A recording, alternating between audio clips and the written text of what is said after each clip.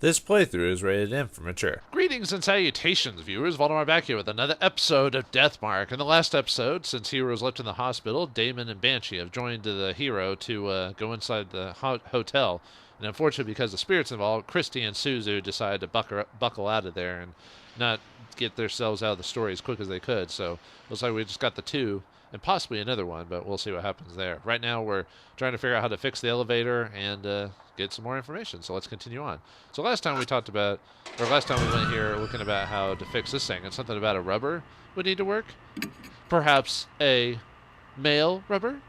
I take out the contraceptive. This isn't its original purpose, but still rubber.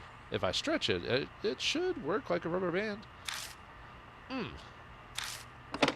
I stretch the contraceptive with both hands and hook it onto the switch. Almost sounds like something that would happen in bad porn. It takes, or a B movie, it takes more strength than I expected. I managed to connect the ends and fix the switch in place. Huh, you're pretty imaginative. I used the contraceptive to repair the circuit breaker. Okay. Well, that's probably not the only thing we have to do, but let's continue looking on. I think I assume we have to fix this thing through ritual, so we might need to check the rooms again just to see if something's come up. Oh, and the spider webs are. I didn't know if those were a permanent thing or not, so. Alright. Large air conditioner unit. It's okay. Tinted yellow. The base holds some flowers. Okay, let's go in here. It might be in that BDSM room or whatever it is, but we'll check here just in case. In there, if I squint, does this belong to... Oh, wait, what did it say? Does this belong to someone who snuck out? Oh, okay, never mind. That was the same as before. Toilet paper stuck to the bottom. Okay, must be the one room. Oh yeah, there was that one room I couldn't get into before. I think it's either the key or some reason, but it was here. Let's see. Spanish donkey. Must be like a BDSM thing or something like that. Inside the glass room, rather solidly made. Something that was supposed to hang on the wall.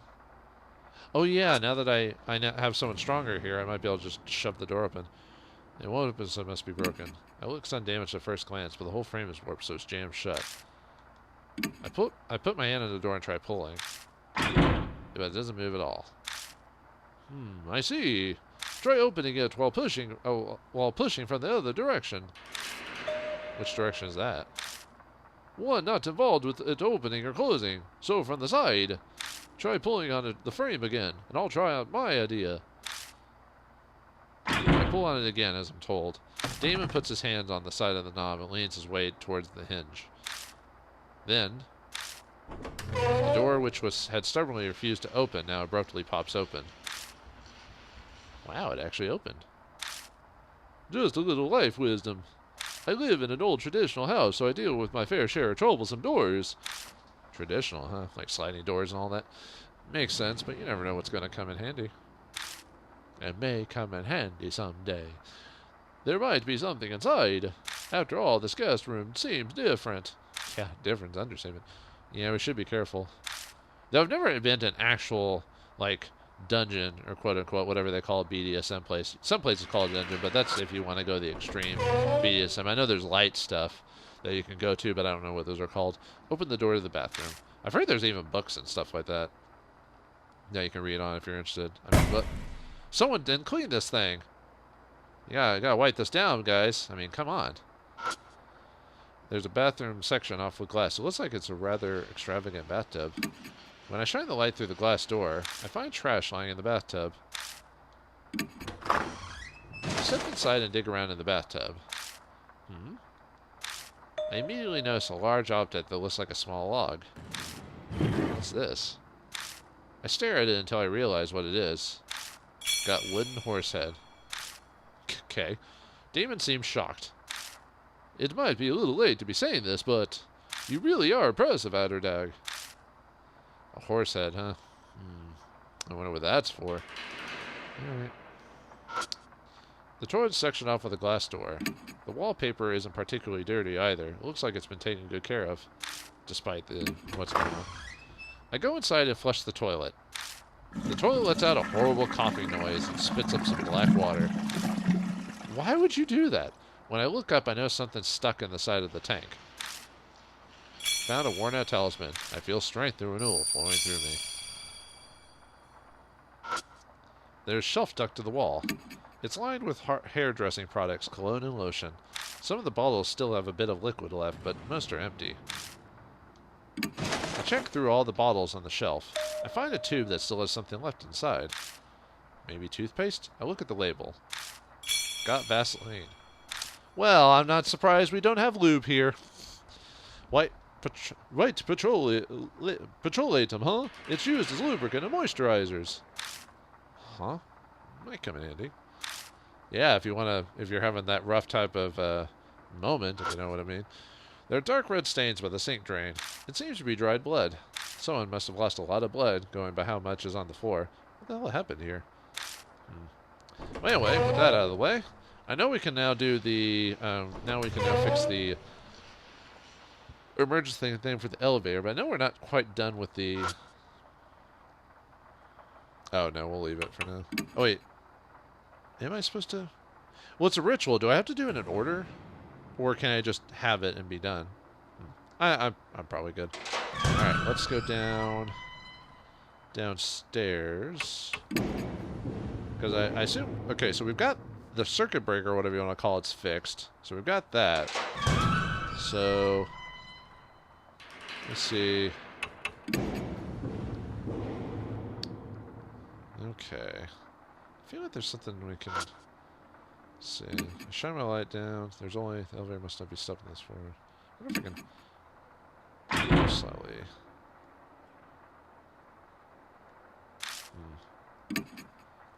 Okay. Let's see. I was just double checking if there's... Let's see. Pings. No. Okay. Maybe I should fix that, fix the elevator. Maybe it can be moved. Yeah, we'll see. And if not, I'll look at something else. And then we can just go inside. Alright, let's use the... Oops. Oh, I didn't read the description of the item. Wooden horse head. A discolored wooden horse head. The neck looks like it was detached to a body before it was broken off. It was submerged in dirty wire so long that it stinks slightly. Command, hold in hand. Range long. A tube of Vaseline that's sold as a moisturizing cream. Besides rubbing on your skin, it can be used on machines to prevent rusting or as a lubricating oil. Command, smear. Range long. Anyway, let's use the Vaseline. I smear the Vaseline around the keyhole. It's nothing more than a replacement for oil, but it might help the keys slide better. I take the emergency key ring out of my bag and check the keys on it. I find a small key that has the word fire engraved on it. I stick it into the fire switch. I slowly turn it to the on position. Something clicks, but nothing happens. Seems like I'll need something else to get the elevator moving. I take the emergency key ring out of the keyhole. Okay, so we can't do anything with that right now. So we'll have to figure out what to do next. So, let's see.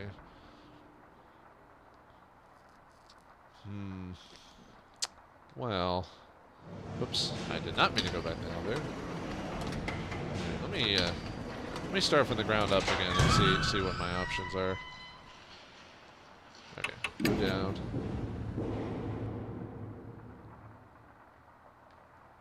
What? Come on, game. Seriously?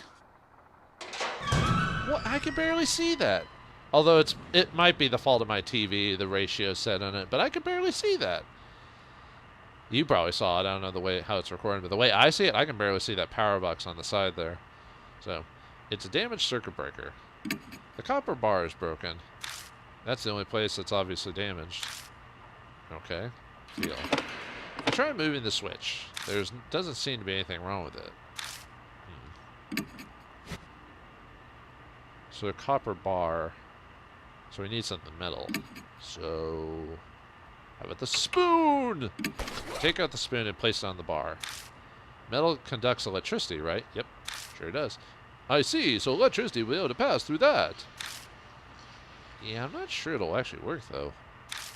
It might be enough for what we're trying to accomplish right now. with all our magic. I forced the spoon behind the copper wire, and it sticks in place rather nicely. I used the spoon to repair the circuit breaker. Okay, so now that's done. I wonder if now that we've got that, we can use the elevator now, because we got whatever that was. I guess it was a power box. I'm not sure. I mean, we've repaired the thing up on top with the contraceptive, so I assume maybe we can use the elevator now. Hopefully. Let's see if this will work now. Take the image and find a small key. Slowly turn to the on position. Something clicks. Then, whoa! Whoa! It doesn't matter. Use the same voice either way. The elevator automatically moves to the first floor. Damon groans as he wipes sweat off his face. I can't believe it. It actually moved. Wait a second. You're the one who suggested we do a ritual. I suppose so. Still, I'm shocked. But now, finally... Yeah, we might be able to go above the third floor. Exactly. I wonder what we'll find. Now time to check and see. Alright. Well, no reason to go to the second, so might as well go to the fourth floor first. That'd be the next logical step to do. The elevator stopped at the fourth floor. Fourth floor, socks, pantyhose, and chair, plastic chairs. Looks like we made just to make it up here. Yeah. Let's go. Yep, but left the elevator.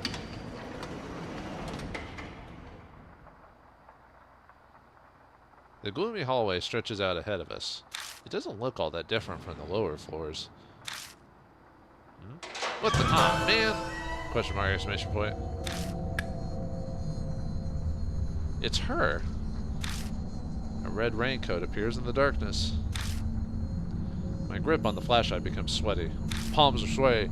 Something itchy. I don't know. That's a ghost! Damon takes a step back. Sir, other people are unnecessary.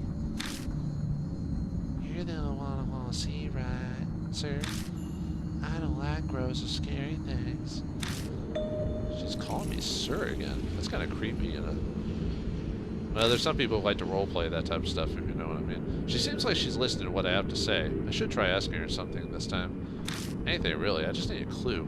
A creation clue. Anything that can help save Hiru, who's suffering in pain at this very moment. Well, maybe she does a little bit of pain. Okay. My mind made up, I take a deep breath, but... Ugh. Damon stumbles over something and falls. Hey, are you okay? No, nothing's wrong. Sorry, nothing's wrong. Huh? Damon falls silent as he tries to stand. I look over at him and immediately see it. The thing Damon stumbled over is... Whoa! Whoa. Yeah, there go. There. So that's what happened. Wait, how did Banshee get up here? Oh! Damon instinctively scrambles back. What is it? Or what is that? Something that looks like a giant cocoon is sticking to the floor. Uh-oh, looks like a... I can see a scarf and hat entangled in the glittering thread. They look familiar. No, it can't be. Banshee? I'm sorry. Old man, you're kidding! Banshee, can you hear me? Please say something. Oh. I hear a muffled voice from the cocoon. This kind of reminds me of the scene from the Hobbit cartoon that they made a long time ago that Rankin Bass made. I like it still. I watch it every once in a while. He's alive. Duh. Question mark, exclamation point. Well, if you got arachnophobia, folks, here it is. Spiders! Ah, spiders! I quickly move to shoo them away, but I see a red figure out of the corner of my eye. Duh! She's gotten closer. She has a... I don't know why randomly seeing a spirit like her with a mole on it just seems interesting. Oh, and she's almost naked under that thing. She's running around in the nude! Ah! What the hell? Or was it... Oh! Damon's so panicked, he's unintelligible, but I know what he's trying to say. Escape to the elevator is our only choice. Go, go! Go, go, go! Together we rip Banshee up off the floor. Carrying him like a log, we stumble to the elevator. We fall into the elevator and repeatedly slam the button for the first floor. Banshee, can't you hear me? Hey, say something! Damon tries to give Banshee medical treatment. Damn it, he's no longer responding. His body's going rigid. Probably paralyzation or something like that. As Damon focuses on helping Banshee, I see something black squirm by his shoulder. Damien? Huh? It looks like a bee. I don't think I've seen spiders in nature that have like the black and white stripes of a bee. Oh! I blink and suddenly the entire elevator is filled with wriggling shadows. Well, it did have spider webs in there, so they come in one after another. Oh, so maybe that's what happened to Hero. She got bit by one of the spiders or something like that. Uh-oh, live or die. Sounds like an album cover. What should I do? Find their source, yell loudly, scream. Oh yeah, they said they didn't like vibration, so maybe yell loudly would count? I don't know. I bend over and yell out to wreck my throat. I find it funny they just stands next to a spider and just yells at them. I don't know, there's something comical about that. The spiders visibly stopped moving for a moment. Probably just in shock. Safe. They're still coming. We need something stronger. What? I don't know. What else do we got? Spiders will kick the elevator, yell loudly. Use the mini massager? Yes. I take the massager out of my bag, press it against the wall, and turn it on. A growling vibration runs through the walls. The spiders suddenly start acting strangely. Safe. Hey, I knew a dildo would be useful. I mean, massager would be useful. We survived the spiders. Really scrawly spiders. The creatures vanished instantly as if they had only been a mirage. What's going on? Yeah, I was desperate, but I can't believe that thing had a big enough vibration to scare them. Or the lady who was using it really needed it to be super powerful, if you know what I mean. Yeesh. As I'm puzzling out why. Question mark, exclamation point. Something slammed to the elevator door hard. Hurry up and get the elevator going! Right, I need to hit a button. Well, I mean, the first floor, right? Then I realize I already pushed the button a ton of times. I press the button for the first floor again, and it only clicks. This metal box is stranding us. Why isn't it moving? Whoa! Oh, it's her! Hurry, hurry! It's obvious who she is. Move, move, move! I pray silently as I jammed the button. Then, question mark, exclamation point. Oh, we stumble out of the elevator without checking to see where we've stopped. Oh, first floor. How convenient. We're in the first floor lobby. Did we escape? Yeah. For whatever reason, the elevator decided to move at the very last second. It's almost like it was an action movie or horror scene or thriller moment or whatever. I doubt my praying actually worked, but I'm not sure what happened, but I think we're safe. I breathe a sigh of relief, and a figure appears in the gloom. Oh, good. Hey, why are you guys in there? Ida? You're both covered in sweat. Did you have, fun? No. Did something happen? Of course something... Exclamation mark, exclamation mark. Wait, Ida, did you call the elevator down here? What? Yeah, I mean, it looked like it worked, so Did I do something wrong? Ida holds himself back timidly. It sounds like he thinks I'm mad at him. ... David silently steps up to him. Then suddenly gives him a hug. Thank you, Ida. Well done. If you hadn't been here, we would have... True, you couldn't ask for better timing. I couldn't, Deus Ex Machina. No, it's not quite, but still. I can't be more grateful that Suzu contacted Ita. I guess the tacos have their uses. What's more important right now? Oh, that's right. He needs emergency treatment. Come, help me with them, Ida. Okay. Completely clueless, Ida helps us drag the white lump out of the elevator. What is this creepy thing? I hesitate for a moment before I reply, but he should know. Banshee Ito, the old man from the underground shelter. What? Whoa, idiot, don't drop him! Back at the mansion again. Of course we are. No place like home. I don't get back to Cujo Mansion until almost midnight. My exhausted body groans in pain as I collapse on the sofa. My head feels heavy like it's in the fog. Palms are sweaty. Oh wait. To top it off, things are worse than yesterday now. Banshee was sent to Damon's hospital and immediately admitted. He's no longer conscious, and untrained eyes would say he's just sleeping, but he's actually fallen into a deep coma. His condition is very serious. To be honest, I wanted to go along and do something to help, but Damon chased me out of the hospital. He said I'm overworked and sleep deprived, and he isn't. Ida stayed behind at least, but not that he's replacing me, but it's good he's there. I'm frustrated with myself for thinking he'd be useless. Once everything is over, I'll definitely need to thank Suzu. Well, the 6-year-old girls always know the right thing to do, right? First Hiru, now Banshee. At this rate, even if I keep investigating, if I don't find any clues, thinking about it makes my stomach hurt. ... Those two might never recover. And that's just assuming their condition stabilize. Stitching stabilize. If they get worse, something even more terrible could happen. I put my head in my hands and sigh. The red raincoat flashes in the darkness. What should I do? How do I have to keep investigating tomorrow. Once I finish looking through these documents, I should head straight to bed.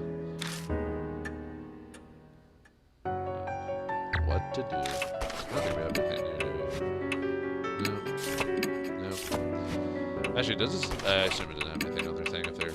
Yeah, I don't think so. I've already finished investigating for today.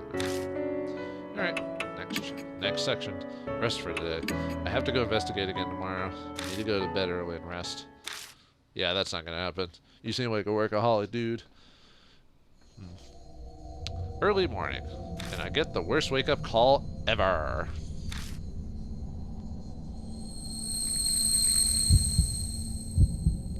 A severe pain threatens to split my head. The mysterious headache from yesterday is back with a vengeance. I meant to go to Damon's hospital to see Hiro and Banshee while it was light out. Ugh. Spots flash before my eyes. I can't even sit up. I pull the sheet up and wait for it to pass.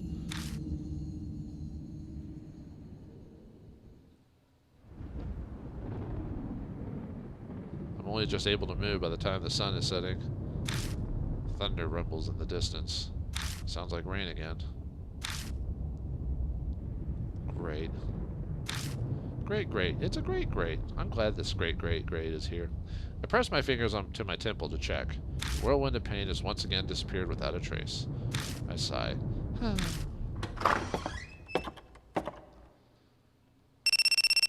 Mashita calls as I'm making coffee in the kitchen. He says he'll come along for tonight's investigation. He must have finally wrapped up his other cases. Wow, that didn't take him long. Only 2 days to wrap up all the stuff he had to do. He mentioned that he dropped by the hospital in between cases to see Hiro and Banshee.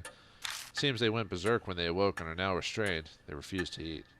Relying on IVs won't work forever. I didn't expect the report to be good, but this is a critical point in the case. Before he hangs up, Mashita utters a warning. And this is the 11th hour. Mashita doesn't offer a reply. The red lights outside the rain-soaked window are hazy like a wilting flower. It's time to head out. Nothing on with us. Guess there's no one to talk to. Time to get ready and head to Masquerade. Mashita should be meeting me there today. I'll get an earful if I'm late. Was it matter? I mean, he seems to be kind of on his own. Why not me? Yeah, whatever. Back to Masquerade again. Well, the few times we've taken multiple days to solve something before, it had to be within an evening because of the way the curse worked, but this time it's different. More like a standard ghost story case or whatever. I parked the car in the parking lot, as always, and walk over to the street in the rain. I passed down the familiar road to hotel. That sounds weirdly road. I think it should have been said like to the hotel. You're late. What were you doing?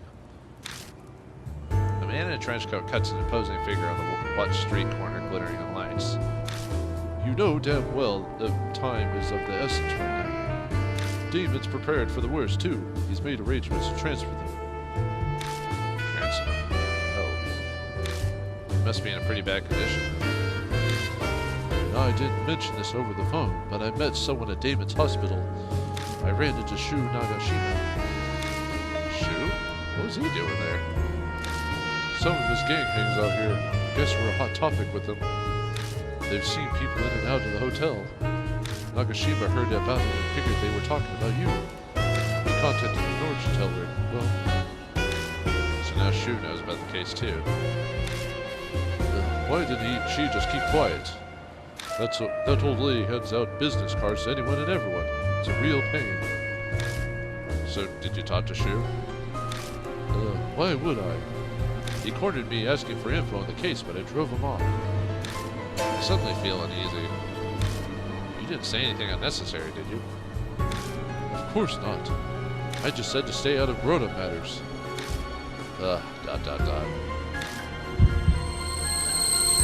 For just a moment, my vision tunnels and a blood vessel in my head throbs. Something wrong? No, I'm fine. I'm sure he doesn't want Shu involved either. But he really should have considered his words more carefully. Especially when you're talking to a teenager/young adult. They can't be talked down to, man, even though it's true. Anyway, I hear footsteps coming up behind me. It can't be Shu? I raise my head with a sudden sense of dread. Oh, it's Only Watanabe. Thank goodness, you're here after all. Good thing I came straight here. I got the results you asked me for. I look at her blankly for a moment. But then I remember to ask her to use her connections to investigate the rumors. Right. Thanks. There's no time. Give us the short version. Oh, okay. And I'll only cover the really important parts. I heard something amazing from someone who was out there at the time. What, like a hotel employee? No, not like that. Jeez. When I say someone who was there, I obviously mean one of the high school girls who was up to no good. Up to no good, you say? What, having fun times in a hotel is up to no good? Although, if they were being blackmailed or if they were being forced to, that's different. Which, it's assumed that probably was. But anyway, you talked to one? This is legit, right? Oh, this is legit, right? Even Mashita is interested. Only the people who used Masquerade really know what happened there. Hearing from someone involved is best. What is best in life? To crush your enemies. No. Yeah, her name's Aiko. The editorial department helped me track her down. Or Aiko, or whatever. She went to a nearby high school and did this part-time job, apparently. And what's really important is that Aiko said about her classmate, Esko. What is with these naming conventions, DM? Moe pulls a voice recorder from her bag and hits the play button.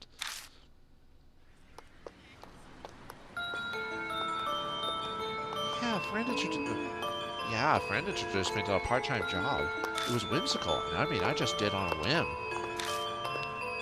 Yeah, so... Yes, well, we're supposed to be at the Hotel Masquerade. And there's a system there where people introduce it to customers. And you get a lot of money from it, so everyone's dying to get hired. But one day, there was like an incident. Someone at the school found out about the job. Some goody two-shoes club rep Esko said she was going to tell her teacher, everyone freaked out and apologized to her, saying they'd stop. She wouldn't listen.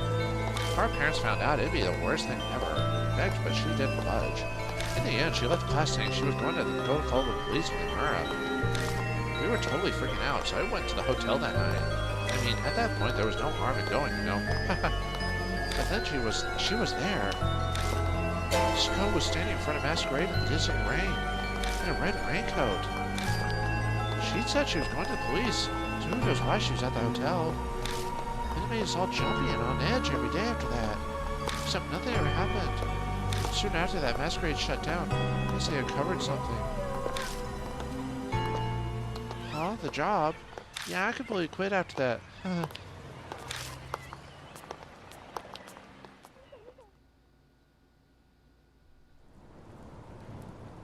That's Aiko's testimony. Just the important parts, though. Oh, we got a fascinating first-hand account. I guess she has the chance to be a reporter after all. The rumors of Red Riding Hood and what was written in the ghost books we found in the hotel, all the pieces are in the girl's confession. So what ended up happening to Esco? I don't know exactly, but apparently she stopped coming to school. According to Aiko, she just suddenly stopped showing up. Mashida scorns. It's too perfect. She was probably just being overly dramatic. Especially that part about the red raincoat. Most people use an umbrella when it's raining. That's true. Mashida is right. It's possible that the raincoat was a sign for whoever she was waiting for, but hardly anyone comes down this street. It doesn't really fit. Is that all you have to tell us? Then hurry up and go home. So I really can't come with you? I worked really hard, you know. Apparently Moe really wants to come along. But you know what happened to the last two people that came along? I do feel bad. She worked to us that info just so she could investigate with us. But sorry, but you shouldn't be here. There have already been 2 victims. We can't get you wrapped up in this too. Oh, okay. I understand. Moe nods. I sure is Ori over it. Huh, teenagers, am I right? Tell me about it later. But be careful. She sounds worried about me. She disappears around the street corner. A siren echoes on the wind, an unnatural howl in the distance. I look up at Masquerade looming before us. What in the hell happened inside that hunk of concrete? There's always a tragic cause to the birth of a spirit. Red Riding Hood must be the same. But I can't watch my friends die. Can he watch his friends die? What'll happen to us this time in the Hotel of Masquerade? Find out next time in the next episode of Deathmark. Thanks for watching. Hope you enjoyed, and I'll see you next time.